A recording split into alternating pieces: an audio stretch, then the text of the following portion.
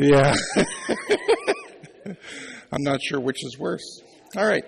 So welcome to the March meeting of the Photo Club, of Lethbridge Photo Club.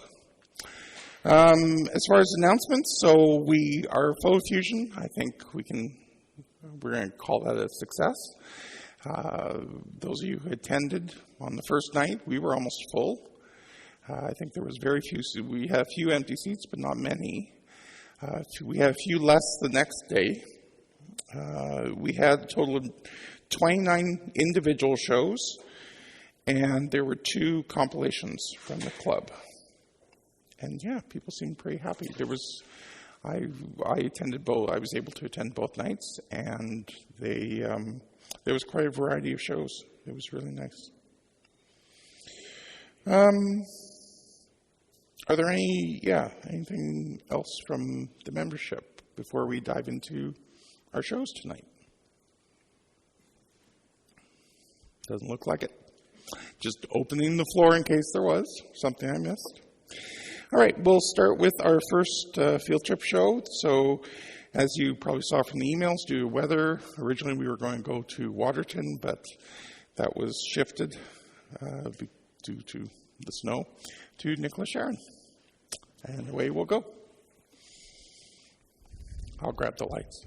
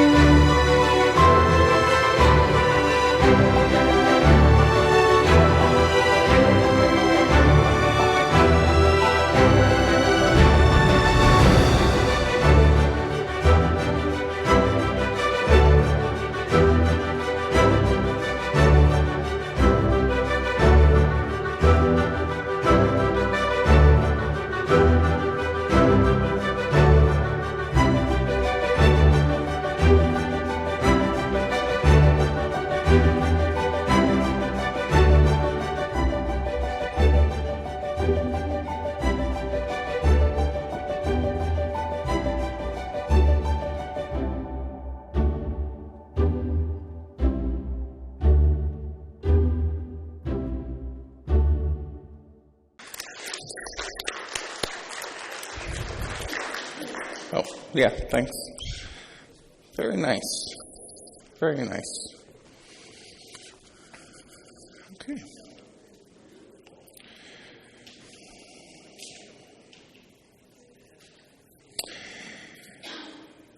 All right, so next up we're going to move on to our ed segment tonight. So I have to admit, I've been looking forward to this since we thought of this and it came up in the executive meeting. Annetta, oh, that's why it's not clear. Okay. Sometimes forget I have to wear glasses. Yeah, so Annetta's going to talk about just sort of a voyage of 10 years of growth in her photography tonight. And I'll get you a mic. Yeah.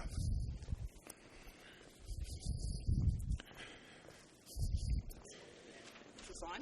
Yeah, it should be. Oh, yeah. 10 years is probably not quite accurate. It's probably closer to 20 or so. Okay. So, yeah, it's gone pretty fast. So, just a bit of background before I start, so that so 25 years ago is when I really officially started. So when I got married, just after I got married, I started with a Samsung point-and-shoot film camera. And I think I had one before that was a film camera as well. Photographed a few weddings with it, and most of my clients would go to a studio for professional photos. I was one of those brides too, and get someone else to do the candid stuff, so before and after reception, that kind of stuff. So for me, they would get unedited 4x6 prints and negatives. So there's not much you can do. The lab does all the work for you, so there's no editing in them at all. Not on my part anyways. Around 2006, I purchased my first digital camera, which was a Rebel XTI. Since then, I've upgraded several times to a 60D, and now I shoot with a 6D Mark II. This is also about the time I joined the club, because I didn't want to do it before, because I thought I would end up spending way too much money on film, just playing with taking pictures. So I also had taken a class from Ian Thompson. I don't know if you remember this, at the Helen Schuler. That's a long time ago. That was about nature photography, and he mentioned the club at that time, and I thought, no, I can't do it yet. Not yet. I don't have a digital camera. So around 2007 to 9, I'm not sure when it is. I went back and looked, but there's no date on the Creative Live class. I took one on wedding photography from Jasmine Starr. This is when Creative Live was pretty much brand new. And there I found out that I like shooting with prime lenses. And the picture she was getting out of her camera was exactly what I had been looking for, but couldn't accomplish because I didn't know how she did it. Well, I found out there. So, shallow depth of field and bokeh, I love them both. 50 millimeter prime was my first lens. The 100 millimeter lens was added to my bag in the summer of 2012, and I added the 80 millimeter in the spring of 2013, which I've now had to replace because it does too much soft focusing and back focusing, like it's behind the couple, so it's not quite sharp as I want it to be. So, and this one is by far my favorite lens.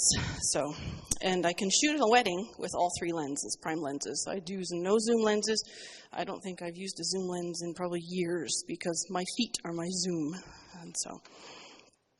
and zoom lenses also have a really long lens, and you can't get enough light into them, whereas a 50 millimeter, you can shoot in pretty low light. So Jasmine also said that as a photographer, you should pick what you like to do most and learn it and do it well. So try not to be the photographer who does it all. I chose weddings and families with a slight preference to weddings, and still to this day I choose to do those over families. In this presentation, I stay away from all the other stuff. So I can do flowers, there's a little bit at the end, landscape, all that kind of stuff. I see an image, I shoot it, and it's usually one or two shots, and it just becomes habit. But I didn't show any of that stuff here. So in 2012, I went to Virginia to attend a full-day workshop, which was geared much like a wedding. So the couple had wedding clothes on. There was the invitation suite with all the little doodads you can put around it, and candy bar. And so she taught us posing and lighting at that workshop. So I've always loved her style of photography and have followed her for a long time already. And and taken some of her online classes. So I broke up my show into families, couples, weddings, comparison, and florals, which is now my current passion. So Lorelei, if you want to...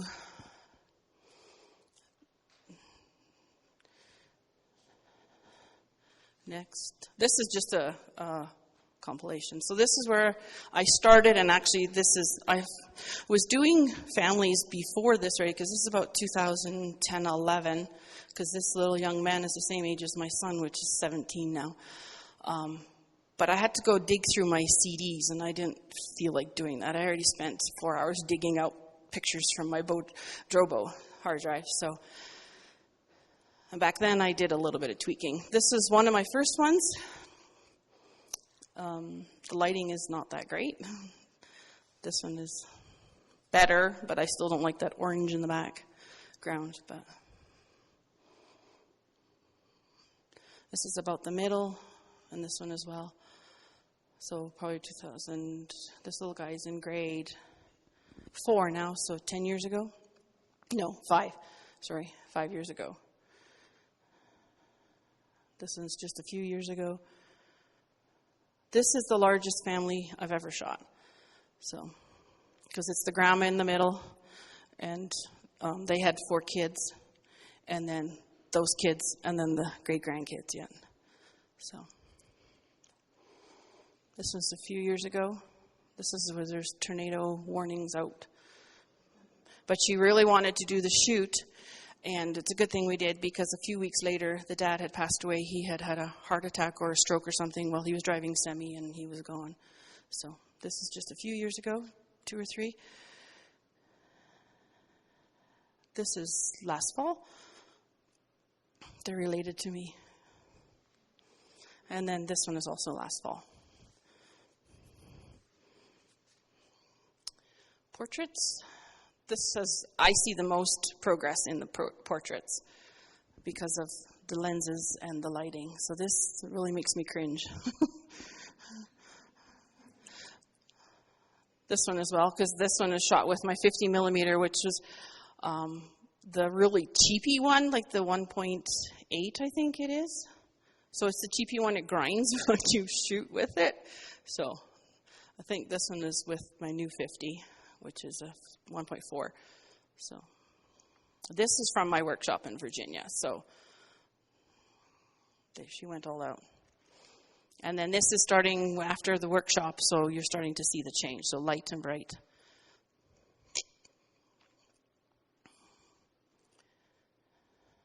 This is just 2 years ago. And this was last summer.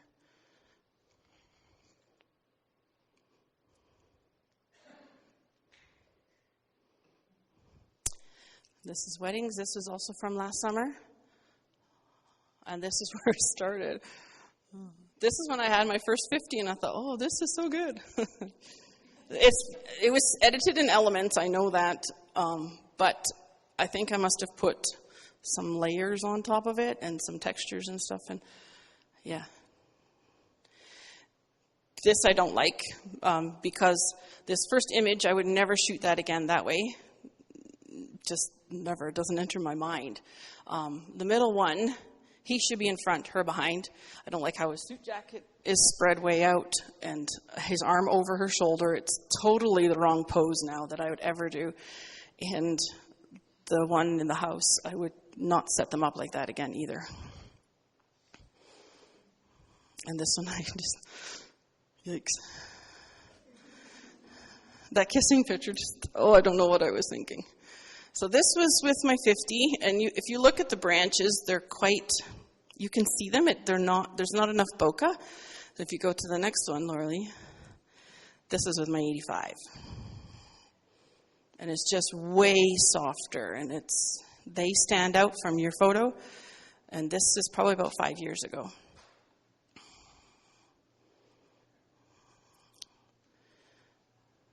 One of my favorite weddings, actually. This was the first look. also about that same time period, 5 years ago. And this was a once-in-a-lifetime shot. I'll never get that again. He is a pilot of that helicopter. They actually live in the States now, and she was my coworker where I worked. And he's actually my husband's cousin, so. And so this first one here is a 50 millimeter lens. That's the 100 with the ring shot, and the other one is the 85. Also 85. This is also with my 85. This is in Waterton. Those trees are not green anymore because that was before the fires. So, and then Namibia, when I went to photograph their wedding. She got married twice, actually. First in Canada, officially, and then in Namibia. And this, actually, the lighting here is pretty difficult because you have the bright sun coming from above. You have it reflecting off the sand. It's hot. It was winter there, but it's still 36 degrees. And he did not want to appear black. So you really have to pull out the blacks to lighten his skin tone. So there's lots of editing happening. So this is 2017. So this is where I really felt like I had solid in my posing and lighting and all that kind of stuff. So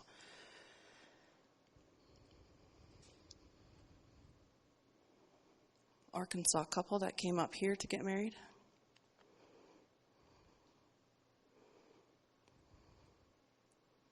This was 3 years ago.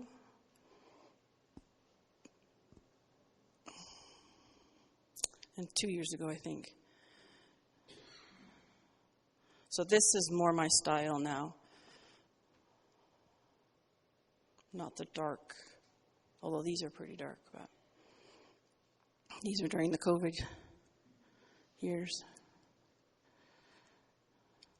This one as well, so that's 2 years ago.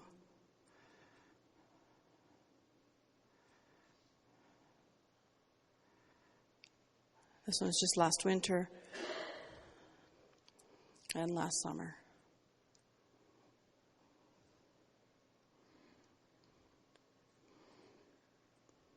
Here's the comparisons.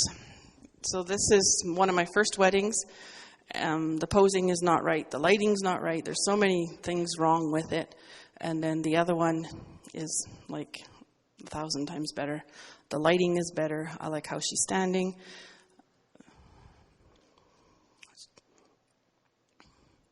This is the same person, only as a little kid.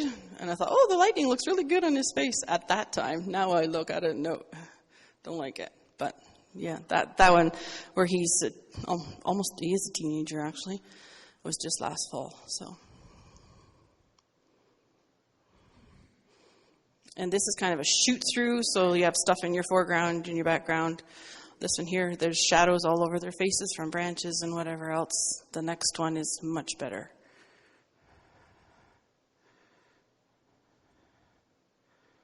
And then ring shots. So the bottom one here on the left-hand side, I'm pretty sure I did with my 50 millimeter with extension tube too yet.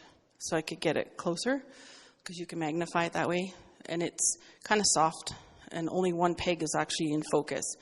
And then this one would have been, the other left top one would have been also my 50, but differently. I think I brought it in so that it looks like it's closer, but that one is the better one, much better. That's with a 100.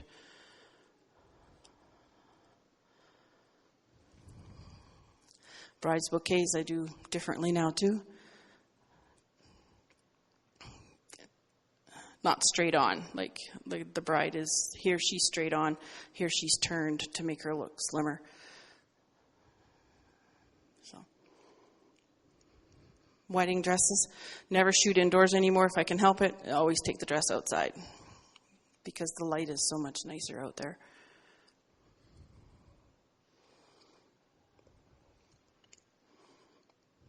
And here too, like she should be behind this. It's okay, but the second one has much more connection and feeling to it, I find, than this one here.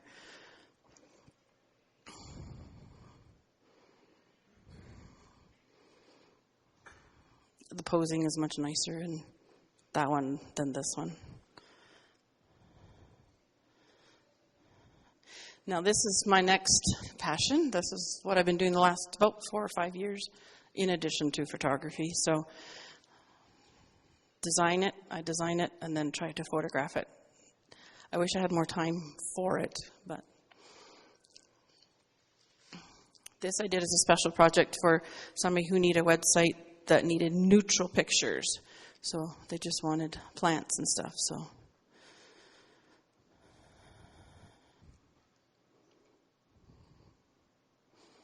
And then to make us think of summer and spring again.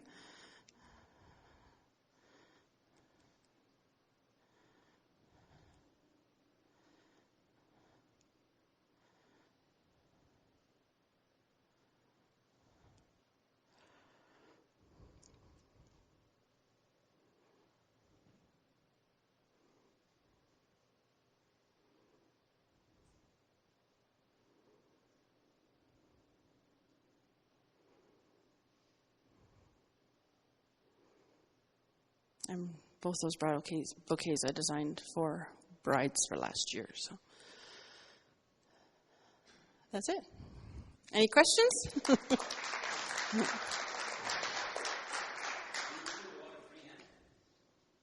Always. Never use a tripod. Never. No, it's too cumbersome. Seriously, like I'm constantly on the move back and forth around and telling my brides, couples, do this, do this, do this, and I shoot and I go close and I go farther away. Of course they do. We do an engagement session first so they know all the techniques and all the rules and all the things that I want. And then when the wedding day comes on, I just tell them what to do and it goes really smoothly. So, yeah. Nope. Just find kind of the middle ground and then you get some back and some forward and shoot a big enough depth of field.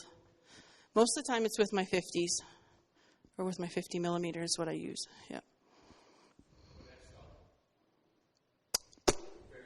Yeah. Most of the time 4.5 is usually where I sit at for most of my stuff. Just so I know I've nailed it, because if I go any shallower like to 2.8, half the time I think, oh shucks, the eye's not in focus or whatever. Yeah. Yes. Yeah. But you can use it for portraits too. I've done that before. Yeah. You just have to be ways back and they have to be able to hear you. So.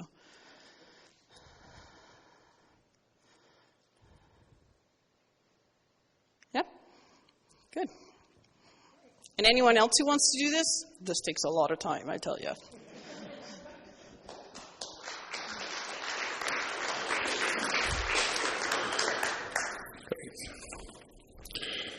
Whoops. Okay. Well, thank you.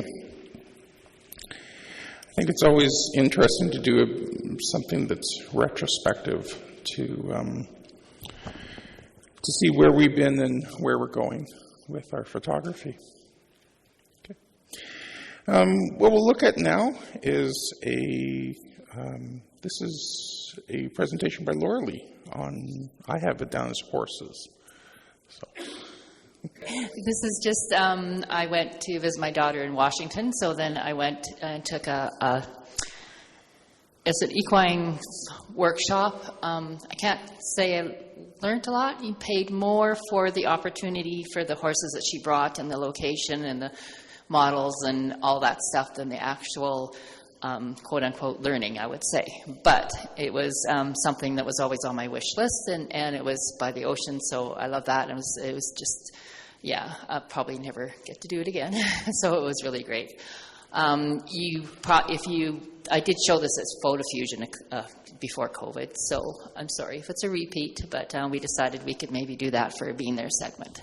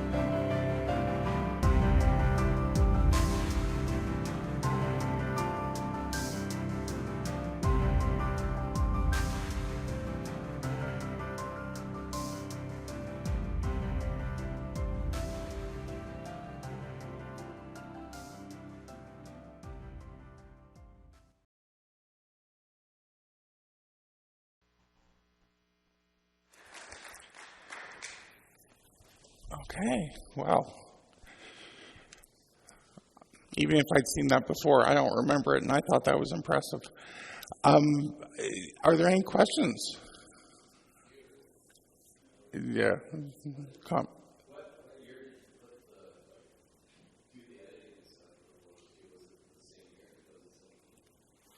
It was for Photo Fusion 2018. So 5 years later, would you do it differently? Like the editing and stuff? Have you changed the way you... No, I kind of like the way I put the show together. The only thing I thought about changing is to make it more of a being there segment. I did take pictures in town to show more what Long Beach, the town, was like. So for this, I was debating doing that, but I didn't dig out the pictures. So, you know. I like the look of the images, but people change how they, because like you saw in Annetta, in 5 years, you may just approach. Yeah, sometimes I look back and I like it the way, but I put a lot of effort into, I don't know if you know the way, like the horses that were out in the water, how one would come in on this side and the other would come in on this side so that they didn't blend into each other. And so I put a lot of effort into how I put the show together because of, things that I like.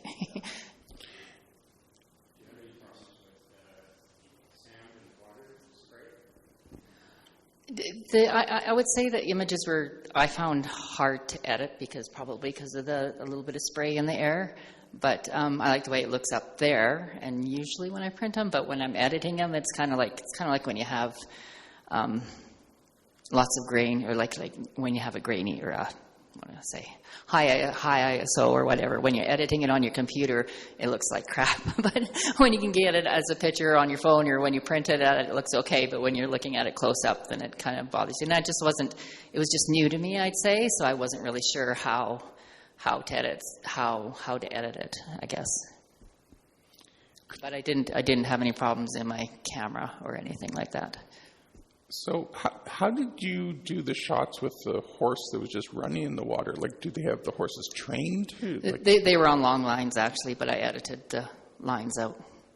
Oh, I see. Okay. Okay. Pardon me? Use a motor drive on them? A what? A motor...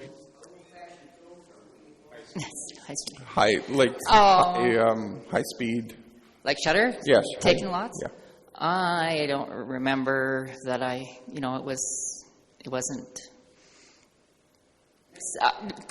somewhat, but I mean, I don't take a million shutter speed, but for sure, mainly because I know with horses, it's kind of important to get the legs right and the ears right. So you take a lot, because sometimes you'll end up with like 2 legs together, then it looks like they only have 3, and so you want the opportunity to get the legs right is most important at that point, but ears too.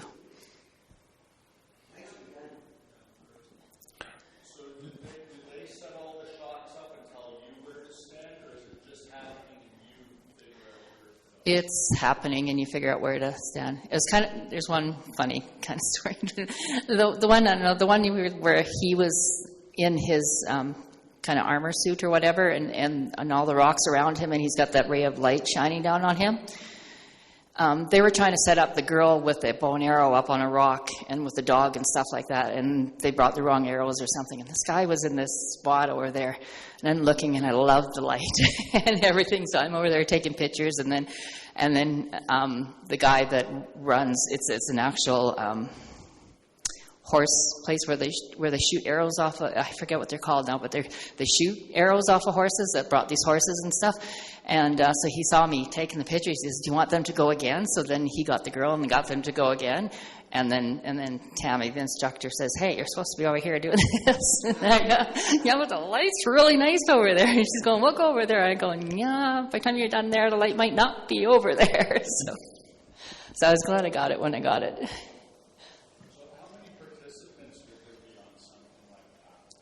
Not a lot.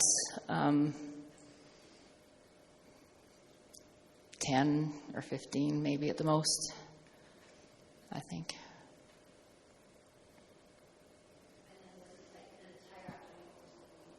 It was a weekend one. I think we got there Friday night and did Saturday and Sunday.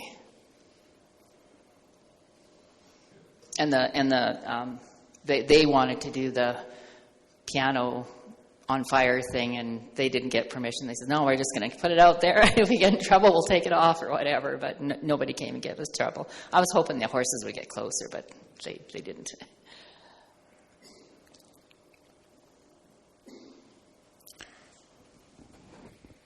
Yeah,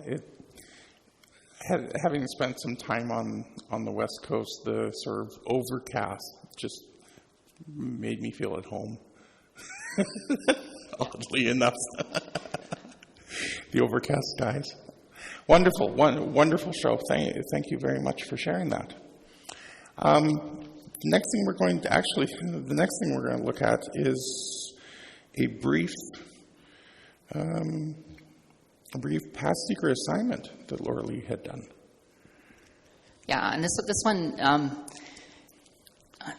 few of you will remember, because it's back in 2008, I think I said, and Dixon Nig was in this, and him and I did one together, and I just want to show you that you don't have to work on these secret assignments or be in their segments all by yourself. Grab a partner and figure out something and do it together. Ding ding ding ding ding ding ding ding ding dum dum bum bum bum bum bum bum bum bum bum bum bum bum bum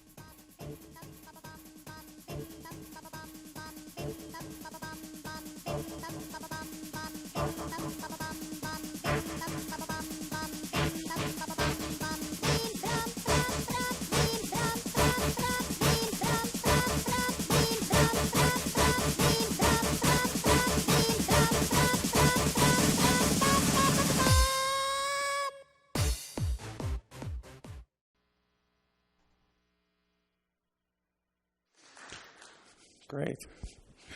So, should we guess what it was? Okay. Anyone have? Yeah. Hard. Yes. Okay. Yes, it was hard. It was hard. Okay. Like hard. I always said cold hard.